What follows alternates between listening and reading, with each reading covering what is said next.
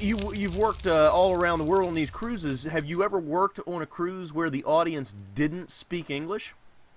Yes, and unfortunately, they will go see the magician. Let's say 25% of the ship is not. And here's an example when that might happen. I remember once Christmas, or not, Princess had a fire sale. They had a bunch of unsold rooms, and the cruise was going out of Puerto Rico. So they offered like 70% off or something. And it was the people from Puerto Rico that went on the cruise, and most of them didn't speak English. So that cruise, and this has happened other times too in other ways, was heavy with non-English speakers. They will not go, those people will not go sit down to a comedian show because they know they're not going to understand it. But they will go to a magic show. Now, my show is all about laughs.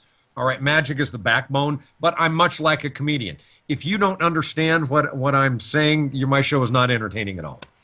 So I've been in that. But people value their time. They value their time. So they will walk out after 10 minutes. You know, it's not all that flattering, but you just, when you see you're walking the room, if you know you're doing okay, if you know you're not doing anything stupid, it's probably because they don't speak English, I did a couple resorts down in Cancun for a while, and they would take me out and back, and every once in a while you'd get some people who would go to these resorts that didn't speak English. Mostly it was, Americans flying down and having their vacations, right? Or their honeymoons. And but you could always tell when they didn't speak English because they'd be sitting there in the front row, and then all of a sudden they'd just get up and walk out, and of course, it's like, see you later. That was actually a pretty cool gig. Although they did teach. They basically convinced the people that there's other things to do. So if you don't like this food, eat something else. If you don't like that drink, drink something else. If you don't like that show, go somewhere else. And so you really had to work your ass off to keep those people in the room. And, I saw a magician post, hey, what do you wish was different in your life?